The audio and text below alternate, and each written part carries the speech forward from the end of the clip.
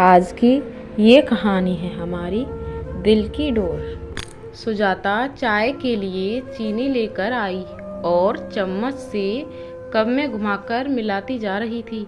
पता नहीं कैसी होगी नील की पसंद, हमसे घुलेगी मिलेगी कि नहीं, मन ही मन में उधेड़ बुन में लगी थी। राघव ने कहा, बड़ी चुप चुप हो, क्या बात है? नहीं, ऐसा कुछ नहीं है। आज सुबह नील का फ़ोन आया था। उसने बताया कि माँ, आपको लड़की देखने की ज़रूरत नहीं है, मैंने लड़की पसंद कर ली है। सुजाता के पति को जब उसने नील से हुई बातचीत के बारे में बताया तो वो पूछने लगा कि अच्छा, कौन है लड़की, कहाँ से है, क्या करती है, कुछ पूछा नहीं तुमने? सुजाता ने जवाब दिया, नहीं, मैंने सोचा मिलकर बात करेंगे, कल आ रहा है।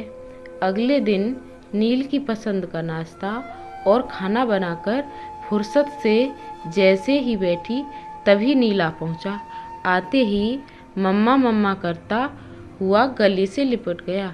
क्या बात है, आज बड़ा खुश है? सुजाता ने बोला।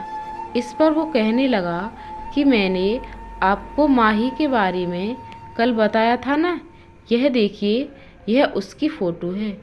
कुछ घबराई नज़रों से फ़ोटो को देखने लगी। लड़की अच्छी थी, वैसे भी ना कहने का तो सवाल ही नहीं उठता था। नील की पसंद जो थी, पर अपने लिए अपनी तरह से रिश्तेदारों में जान पहचान की लड़की देखने की उसकी इच्छा हमेशा रही थी। राघव ने सुजाता को इस बात के लिए पहले ही समझा दिया था कि नील को ही जिंदगी बितानी है, नील की पसंद ही माननी चाहिए। एक तरह से सुजाता भी अपने मन को समझा चुकी थी और अपने बेटे की खुशी में खुश रहना चाहती थी। कैसी है मम्मा? नील ने उत्सुकता से पूछा। प्यारी है। कहाँ रहती है, क्या करती है? सुजाता ने जवाब देते हुए उससे कई सवाल कर डाले। माँ, मेरी कंपनी के पास एक कंपनी है, उसमें जॉब करती है। उसके घर में उसके मम्मी पापा और छोटा भाई है, आपसे मिलना चाहती है। नहीं बेटा, तुमने पसंद कर ली तो हमने पसंद कर ली। उसके पापा ने कहा उसकी मम्मी पापा बात कर लें, फिर इस रिश्ते को आगे बढ़ाते हैं। नील ने ये सुनकर कुछ कहा हुआ और माही से मम्मी पापा का नंबर तुरंत अपने मम्मी पापा को दे दिया। कुछ दिन बाद दोनों का रिश्ता पक्का कर दिया। माही सावले रंग रूप की थी। हाँ, आंखें जरूर बड़ी थीं, लेकिन उसे देखकर सुजाता को लगा कि मैं इससे अच्छी ढूंढकर लाती। गोरी चिट्टी पर मन महसूस कर रह गई।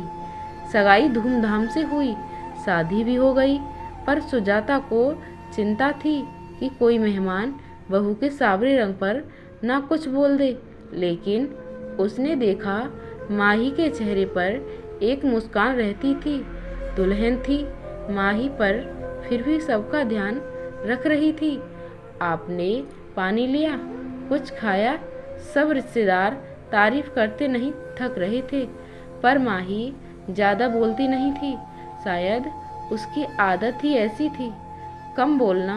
सुजाता को माही से ज़्यादा बातें करने का समय नहीं मिला। पहले मेहमान रहे, फिर वह हनीमून पर चले गए। वहाँ से लौटे तो दोनों की छुट्टियाँ खत्म हो गईं और दोनों दिल्ली लौट गए।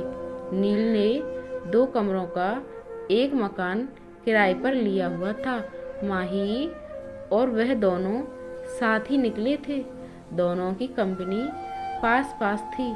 फ़ोन पर थोड़ी बहुत बात हो जाती थी, क्योंकि सुजाता को हमेशा राघव से माही की ही बात करनी होती थी।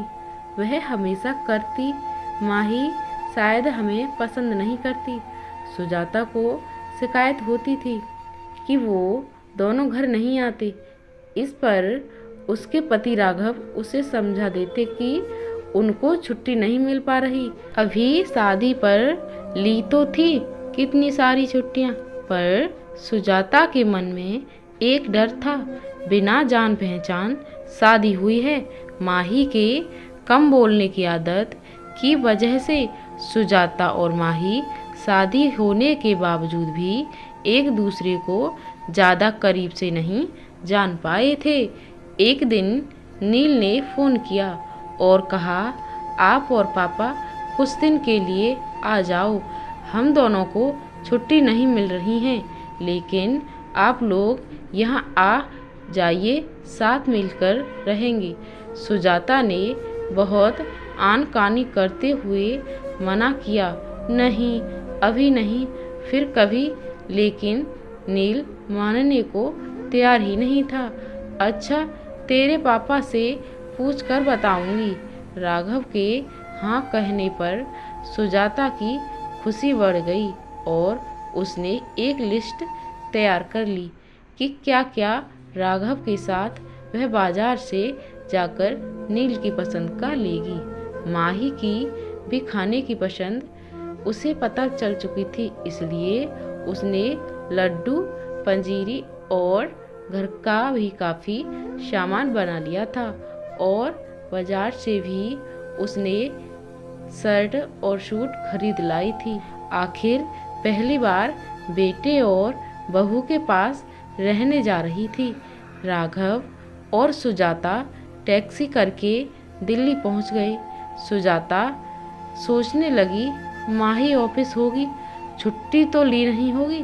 दरवाजे पर ताला नहीं था। सुजाता को अच्छा महसूस हुआ।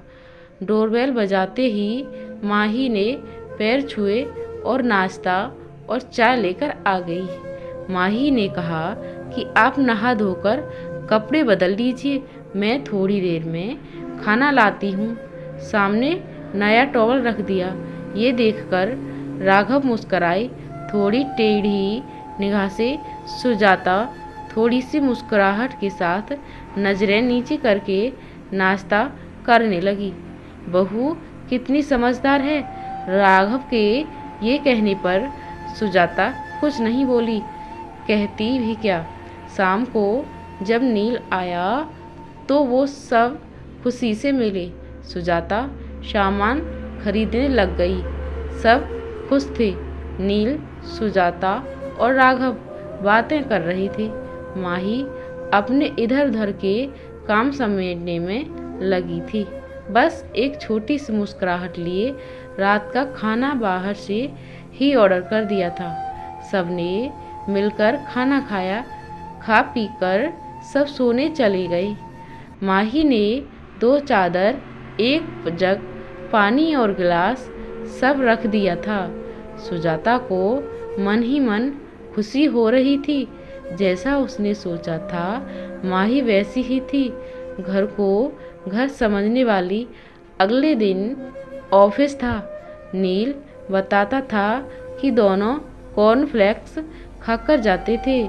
सुजाता ने सोचा उन्हें कंपनी में मिल जाता होगा खाना, इसलिए कुछ ज़्यादा खाकर नहीं जाते। उसने सोचा क्यों ना मैं अपने राघव के लिए कुछ बना लूं। अभी माही की आवाज़ से उसका ध्यान टूट गया। माँ, नाश्ता रेडीमेड है, ढोकला नील ने बाजार से ला दिया। सुजाता ने देखा माही नया सूट पहनकर तैयार थी। ये वो सूट था जो सुजाता लाई थी। माही ने आगे बोला, खाना बना दिया है, खा लीजिएगा। अपने दिए सूट में माही को देखकर सुजाता को खुशी महसूस हुई कि माही ने दिए का मान रखा। सुंदर लग रही हो माही, सुजाता ने धीरे से कहा और तुरंत बात पलट दी। अरे, मैं बना लेती नाश्ता। माही ने कहा, नहीं माँ, आप क्यों काम करेगी। अच्छा, चलते हैं, कहकर गले लग कर ऑफिस के लिए निकल गई। सुजाता ने माही की आंखें पढ़ ली थीं कि बिजी होने पर भी छोटी छोटी बातों का ध्यान रख रही थी। माही, राघव सुनो। सुजाता ने अपने गले पर हाथ रखकर कहा। मुझे माही के गले लगने का स्पर्श देर तक महसूस हो रहा है। आज बेटी होती तो ऐसे ही गले लगती। राघव ने भी अखबार पढ़ते पढ़ते भावुक दिल से कहा। लेकिन अगले दिन राघव से सुजाता कहने लगी, क्या फ़ायदा आने का, दोनों को छुट्टी भी नहीं है और टाइम भी नहीं बिता पाते हमारे साथ। राघव ने भी हाँ में हाँ मिला दी। सुजाता कहने लगी कि 1-2 दिन में हम चले जाएंगे। अगले दिन माही सुबह ही नाश्ता बनाने में लग गई। सुजाता ने माही से कहा, तुम तैयार हो जाओ, मैं कर लूँगी। नहीं माँ, आज मैं शुक्रवार है, हम दोनों ने छुट्टी ली है और शनिवार इतवार को तो छुट्टी होती ही है। हमारी 3 दिन आपको ये शहर घुमा देंगे। मन ही मन सुजाता मुस्कुरा रही थी कि बेटे बहू के साथ पूरा दिन बिताएंगे। चारों घूमने निकल गए। जहाँ भी संभल कर चलना होता, माही सुजाता का हाथ पकड़ लेती। 3 दिन पता ही नहीं चले। अगले दिन सुजाता सुबह ही उठकर रसोई में आ गई। माही तुरंत बोली, मम्मी जी कुछ चाहिए? सुजाता ने कहा, नहीं, मैं तो इसलिए चली आई कि दोनों मिलकर काम करेंगे, सब काम जल्दी हो जाएगा। ये सुनकर माही मुस्कुरा दी। दोनों ने मिलकर नाश्ता बनाया और माही भी ऑफिस के लिए तैयार हो गई। नील और माही चली गई। सुजाता राघव से माही की तारीफ किए जा रही थी और राघव मुस्कुरा रहे थे। तुम वही हो जो माही के लिए इतना डरी बैठी थी। सुजाता धीरे से मुस्कुरा दी। शाम को नील और माही ऑफिस से आए। खाना खाते समय राघव ने कहा, नील, हम कल जाने की सोच रहे हैं। नील ने कहा, अभी तो कुछ और दिन, अभी तो खूब मन लग रहा है। आप अकेला तो महसूस नहीं कर रहे? नहीं बेटा, तुम्हारी मम्मी साथ है ना, तो दिन आराम से कट जाता है। कभी टीवी देख लेते हैं और कभी अखबार पढ़ लेते हैं।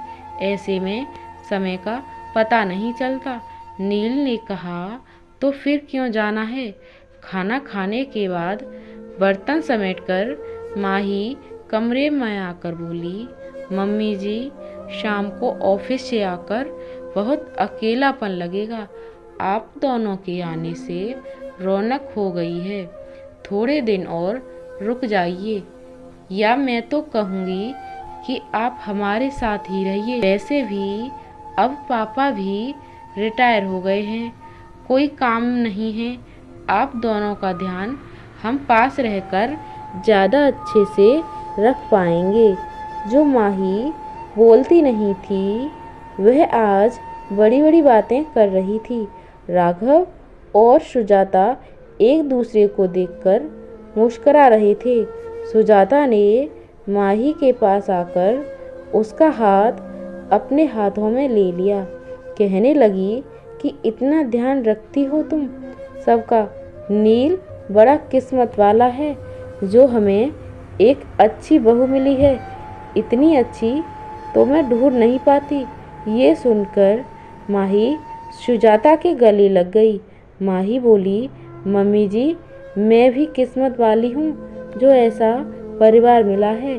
प्यार और अपनेपन की वजह से दिल की बात दिल तक पहुँच गई थी। आजकल दोनों के रिश्तों में बदलाव आया है। समझदारी और प्यार से रिश्ते मजबूत होते हैं।